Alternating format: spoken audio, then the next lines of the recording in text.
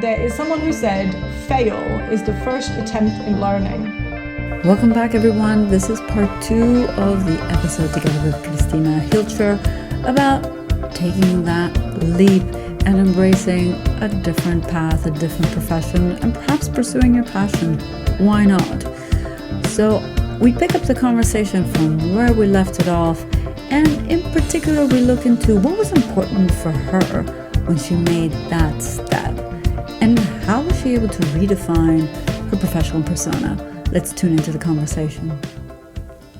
What's very important also when you make that step, and when I made that step, was to really look at, okay, what have I learned about myself in my previous jobs or career, right? What are the things that are important to me, but also I've not only just learned what I'm good at or what my strengths are, but also maybe where are my limits, and how do I need to work differently, or I do want to work differently than I have worked in the past. And I think it comes back down to being very clear about that. And I mean, I have to work on myself every day, because patterns, and I have a tendency to work a lot and forget maybe to look after myself during a day. And I need to keep reminding myself that is what is important to me. Mm-hmm. And this is there's another concept that we could talk about, is the work-life balance versus work-life integration, because I actually don't think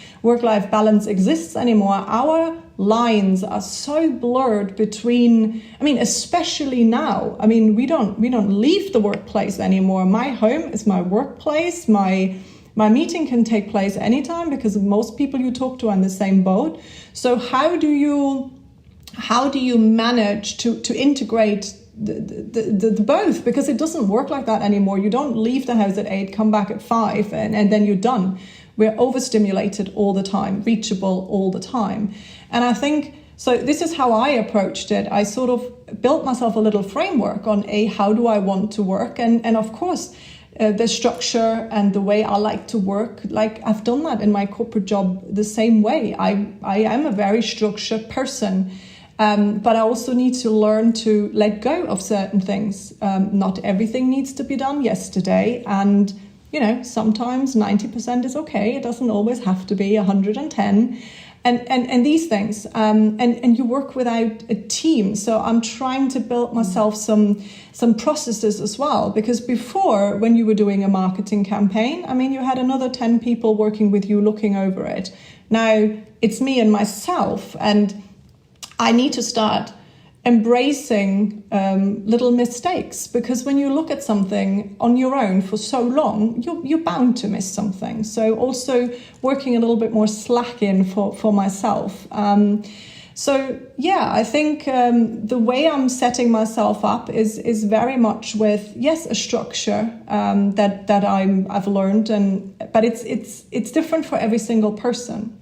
And I try to build in enough time to think, to learn, to sit back and take that step back and say, okay, where do I see this going? So back to your question, of course I've sat down and established some goals and objectives for this year, but I was very much on, I don't want to do any financial goals, because for me, this first year, and it takes a while to set up a business, is very different. It's about, setting up a brand, get my story, getting that pitch right.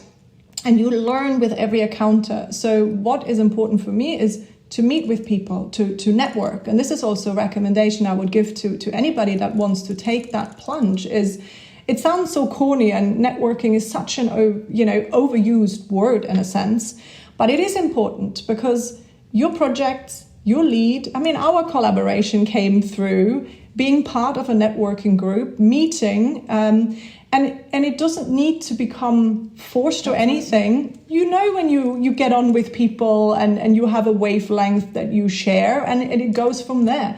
And this whole networking and helping each other, I call that paying forward, because people are very willing to help and support when people are making that plunge. And I've experienced it. I mean, great colleagues have become mentors or friends. And they're, by the way, a very good starting point to kind of figure out, where are your strengths, what you should focus on, and so forth. They know a lot about you, things that you don't even realize yourself sometimes. And I remember you told me, was it a couple of months ago? And I thought this is an interesting exercise, if I may, to share. Sure. Well, I don't know yet what you're going to say. Yeah, this is the problem about these podcasts or these talks. It's going to be recorded. It's online. So I think by definition, you're going to be okay with it. No, but I share it. It's nothing particularly personal, but I thought it was a very good way for you to, because again, so one thing is pivoting, let's say from job A to job B within the same industry and perhaps in a different company, but still within the same industry. So you kind of know the dynamic. It's within that neighborhood. I call it the neighborhood. The neighborhood of the pharma, let's say. And you're moving from A to B to C to D. Okay. Another thing is when you're saying, I'm actually going to change city. It's not even into the same neighborhood. And so moving like the pivot you did.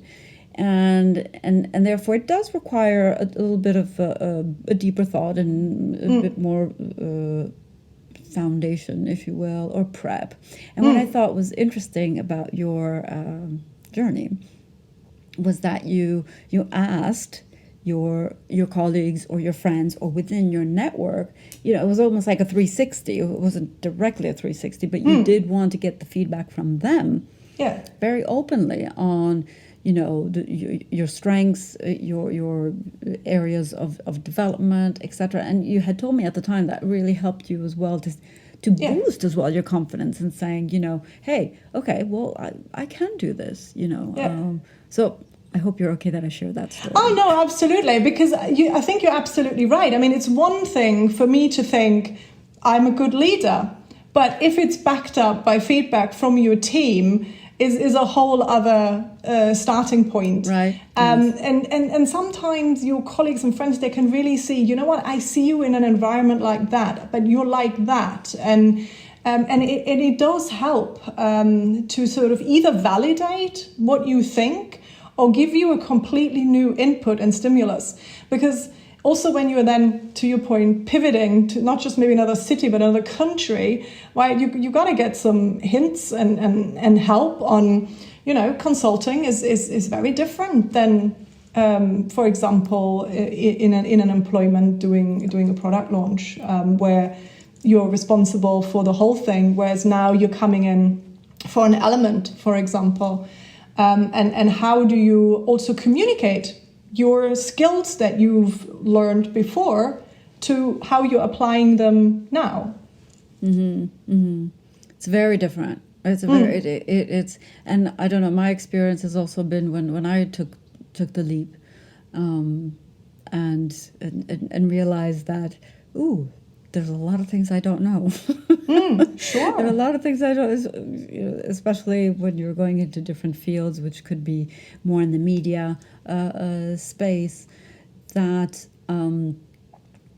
it's only also by doing it that you'll then discover. Because as much as, to those people out there who may be listening and maybe kind of like thinking in their head and thinking, there comes a point that, you've got to do it or you got to test it.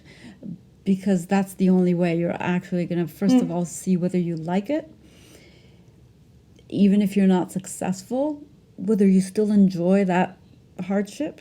Because it is often also about hardship. And actually, that's something I'd like to ask you too. What's the, what did you have to let go of in terms of kind of like sacrifice as well to pursue your passion? Because this is also what we're talking about. We're not just talking about, again, shifting within your neighborhood and moving from job A to B, but it's really you're saying, I want to do now what I really love, which is art. What do you, what's the downside of that? Or what is it that you feel you're kind of have to let go or sacrifice?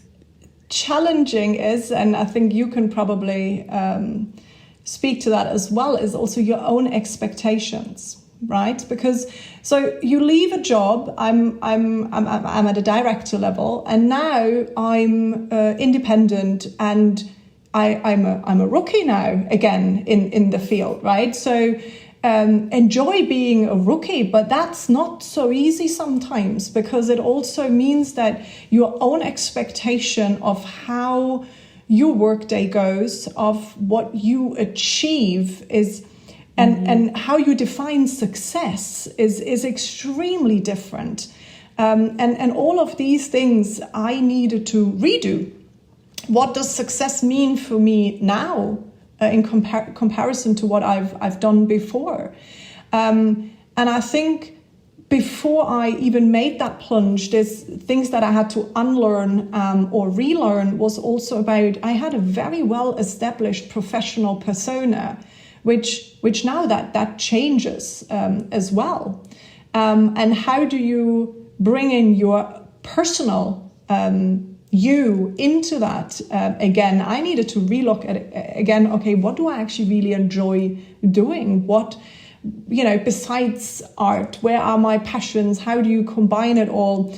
And I think another thing that is very important that will help you is again, find a trusted core of people that you can lean on and talk to, because it is, of course, a roller coaster, because your own expectations and you don't know what you don't know when you walk into a completely new challenge, and just be open for it and not beat yourself up over little things that maybe don't go right.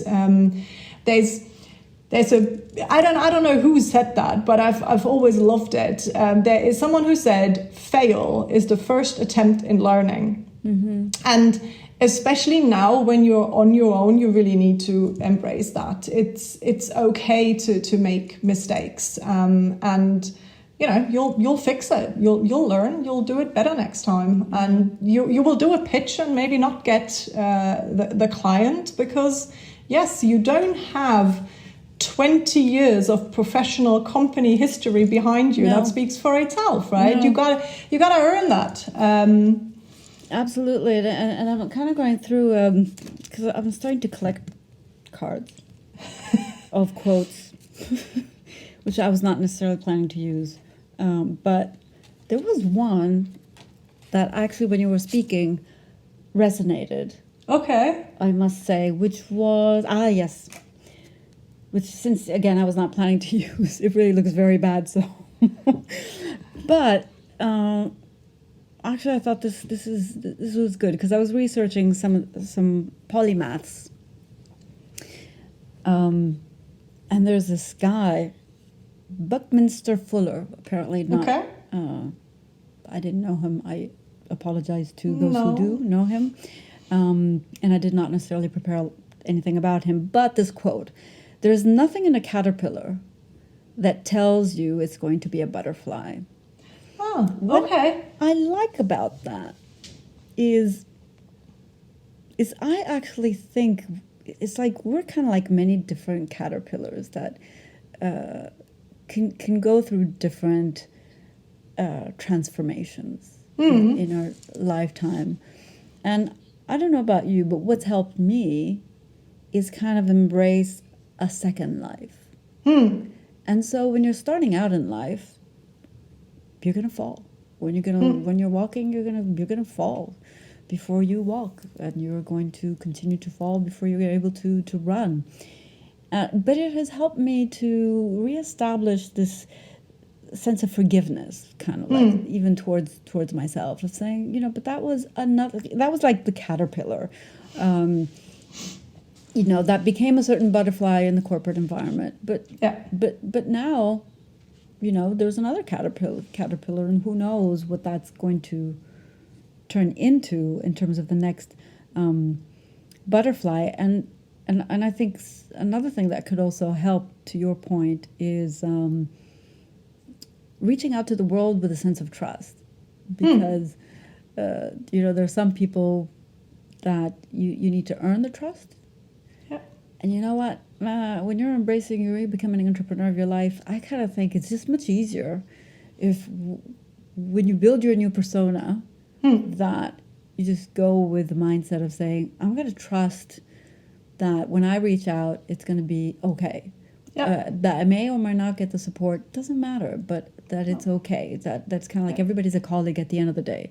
You stripe away the titles, you stripe away the corporate identities and belonging. Everybody is we're living in the same planet, kind of, when we're sharing this reality. So I think embracing that mindset also helps. And at the same time, when you do fail, you have your setbacks. So how do you manage the frustrations as well of kind of doing it all on your own with the support mechanisms that you said you have, of course, which we said are important. But how do you manage when you have your downs or your moments of frustrations or doubts, if I may ask? No, of course, and of course I have those. I think we're all human. We all have them, and of course you sometimes ask yourself the question: did I do the right thing? Did I make the right choices? And for me, I'm very visual, so I like to write things down with pen and paper, or I try to find a balance and also know what things nourish me, and it's very simple things, like just looking at, okay, what have I achieved over the last 6 to 8 months? And this can be very, very simple things, and then also really stopping and taking the time to do something that nourishes me. Like, for example, I go paint, and it sort of takes your mind off. An artist yourself. Well, yes. We got to showcase some of your art.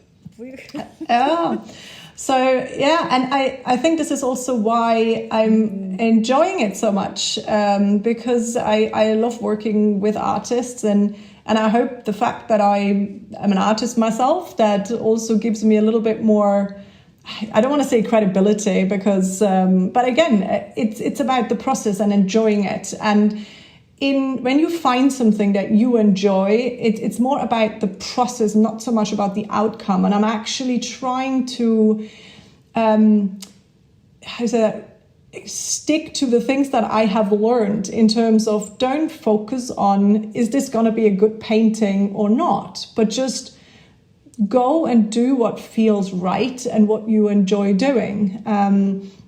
So, I mean, this is one thing. I think everybody needs to find for themselves what that is. I know for you, it's probably music.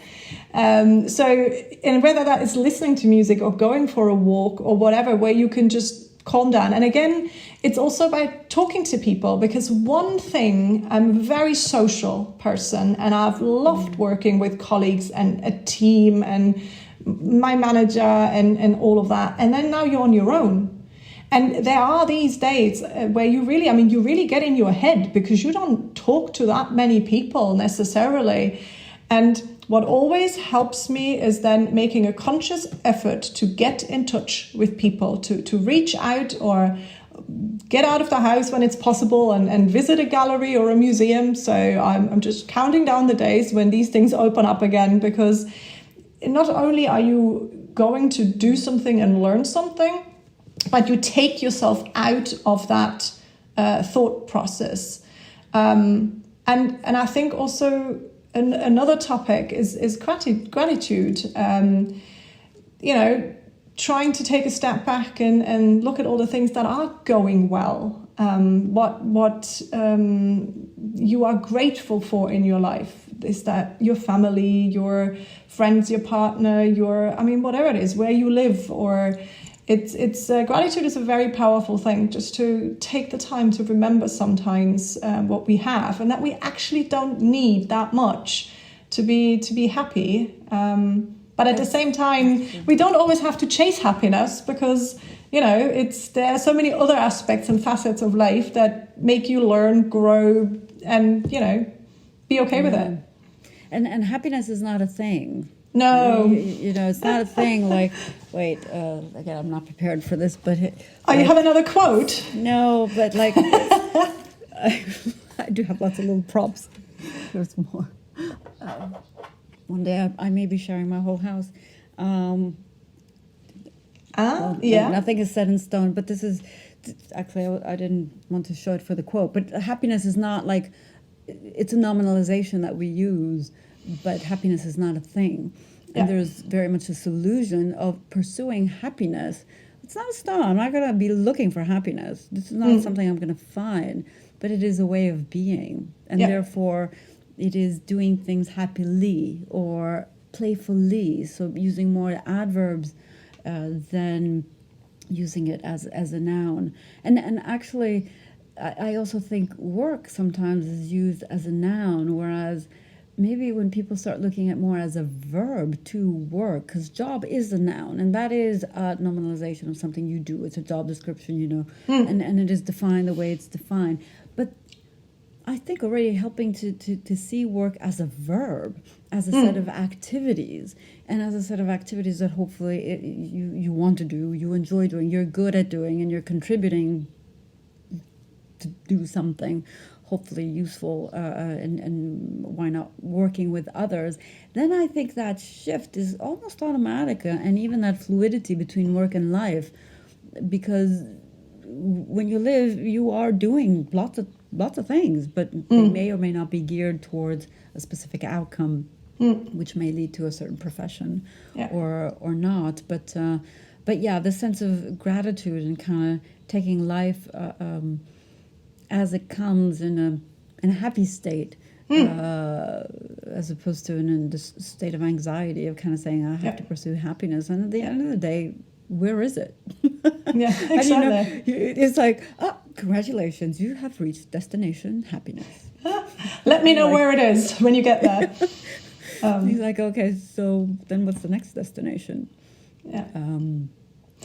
I think you're absolutely right. And remembering also why one decides to make a change or maybe pursue something else. And, when you have these things written down, and even stick it up on a wall as a reminder once in a while, it does help just to, get you out of that.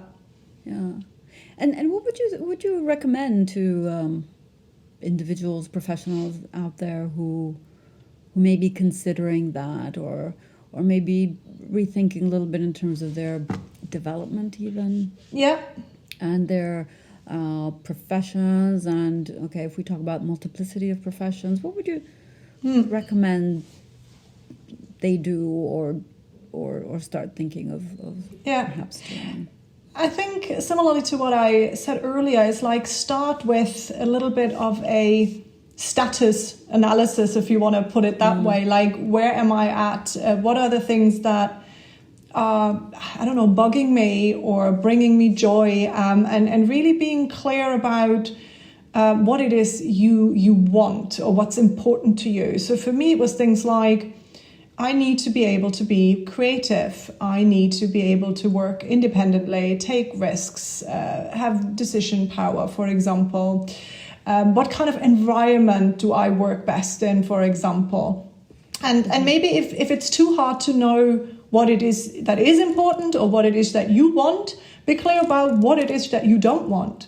And then be hard on that. Don't compromise, because very often we rationalize things where you go, okay, but then, stupid example, the paycheck is good, but these are all the other things. And I think when we're very clear of what actually brings us motivation or where you get your mojo from, then don't compromise on that. And I think that will be a pretty good guidance in terms of what are the decisions I should take. And I also think that, a few doors may close, but there's many more that open at the same time. And you may not be able to see that right then and there, but have that belief in yourself and also others that something will come along.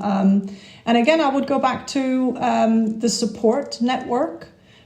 Talk to your trusted core is a great starting point to figure some of these things out. I say it again, networking. If I look at my network, fantastic people, but it's firmly in the healthcare space, right? So when you want to shift, you also got to start making connections in a different space, because this is where you're getting your ideas from. This is getting your inspiration. And, you know, test it. I mean, if you're saying, okay, I'm considering X, Y, Z, there are always of ways getting in touch with people that is exactly in that city or whatever you want to call it, and just have a chat. Most people are super happy to help and to exchange. And that way you can just, you know, find out a little bit what that may be like. And don't be afraid to take a decision, because having taken a decision is much better than sitting in limbo and stagnating and not moving, because at least you've committed to something. It may be right, it may be wrong, but it allows you to actually move forward and actually say it was right or wrong. Because if you're not making that step, I mean, how do you know? And it's uncomfortable, but there's also enjoyment being outside your comfort zone. I mean, this is how we grow. It is, and I don't know if it's a 20th century kind of thing. This whole thing actually started much earlier than that. But 21st century, I think, ways of being. I think it's much less about fitting into any given paradigm, structure, form of this is the way you should be. This is the way. I'm currently writing a lot about that in terms of for myself for now. But it's more like. Your life has kind of like been programmed from birth to death, so to speak. And then, you know, you get an education, you get married, nowadays you get a divorce, and then you get kids, and then you get a job, and you retire, then you take care of the grandkids, and then goodbye. Well, that linearity is no longer there. And I think this sense of allowing yourself to make mistakes, like you were saying before, do it, test it. Yeah. Not deciding is deciding anyway, by the way. People think that by not deciding, it's like, oh, okay, I'm going to stay safe. Actually, I had another quote, and this was absolutely not planned, because this is very spontaneous. Spontaneous conversation. I should be doing these quotes more often. Yes. Helen Keller. We all know Helen Keller. She was blind. She was deaf, and yet she was an amazing achiever. I think she wrote books. She created, I think, even educational systems, schools, etc. But what she says is security. Linking to what you were saying, security is mostly a superstition. It does not exist in nature, nor do the children of men as a whole experience it. Avoiding danger, which I would translate, avoiding to do things, avoiding danger is no safer in the long run than outright exposure. Life is either a daring adventure or nothing. I found that super cool.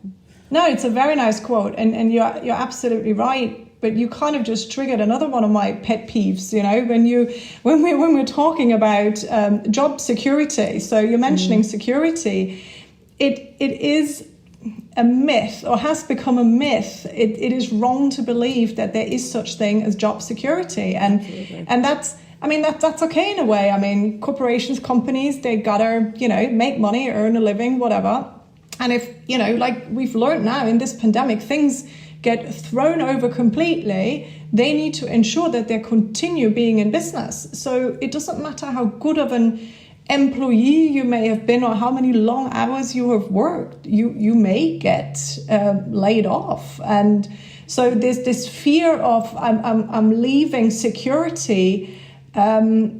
I'm not sure. I mean, I would agree with you. There is superstition, and it's changed. That is one thing that has changed, and it's a much more fast-paced environment that we live in. So people should not be afraid to change.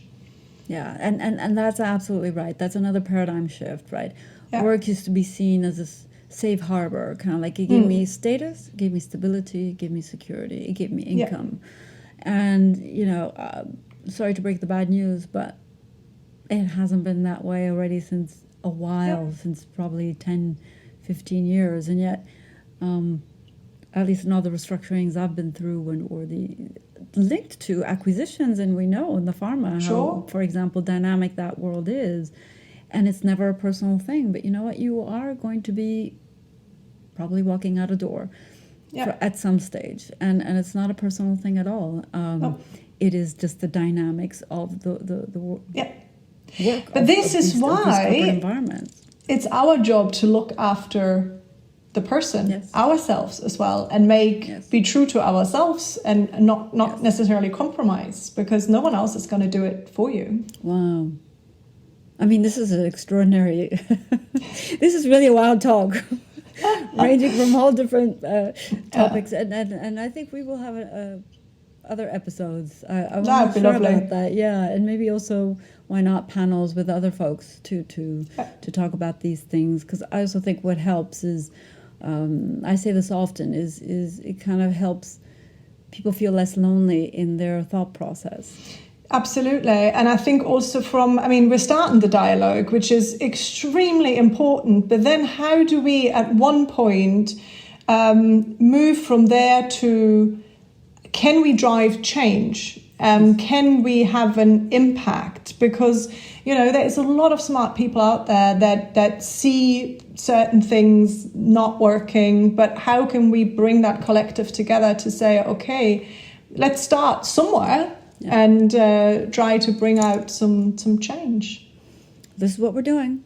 Yeah. This is what we're doing. Sounds like a good moment to kind of end. And before we do, it's part of the WOW Talk tradition by now, as if the WOW has been going on for 10 years. But anyway, to ask what's wowing you? What's wowing you at the moment? What's giving you that? Wow, yeah. I think, good, exactly. There are a few things, actually, I would say. I think we all know at the moment it's difficult times, and we've been thrown about and nobody knows what's up and down. And I'm really wowed by people that have taken this and they're innovating, they're being creative, supporting others, and turning a difficult time and obstacles into good projects, and starting dialogue about important topics. So I'm totally amazed by that, and I think what you're doing is fantastic as well. And I'm so honored to be here. And then maybe another thing, and that comes a little bit back to my passion, art. And I don't mean just painting. I mean, it's writing, it's music. You can communicate so much, bring about change, start dialogue in that way, get people to think and question what we do today, nowadays. And I think with art we can move a lot. So I am wowed by the creativity and also the amount of fantastic artists and people that have something to say in a meaningful and very constructive way. Yeah. I think that's my big two. Wow. Those are big two wows. Yeah, very big. Those are big two wows, which will lead me to inviting you to another episode where I'd really then like to, because it is my passion, right? Music and entertainment. Yes. And why not showcase art as well? Yeah. And talk about some of the artists. Hey, now you're just down my alley, and any opportunity to showcase fantastic artists and talk about the message and what can be done with that be brilliant. Let's do that. We're going to do that. Hey, I'm in. Great. Well, thanks so much for joining, Christina, and take good care, and we will have another episode. Thank you very much for having me. See you soon. Ciao. Have a great day. Bye-bye. Bye. Well, what a fantastic episode that was together with Christina, who I thank once again wholeheartedly in being very open and authentic in sharing her journey, her experience of what it means to take the plunge, to take the leap and embrace a different profession, a different career in very difficult times too as well. I hope you enjoyed it. And as always, until the next time, take good care.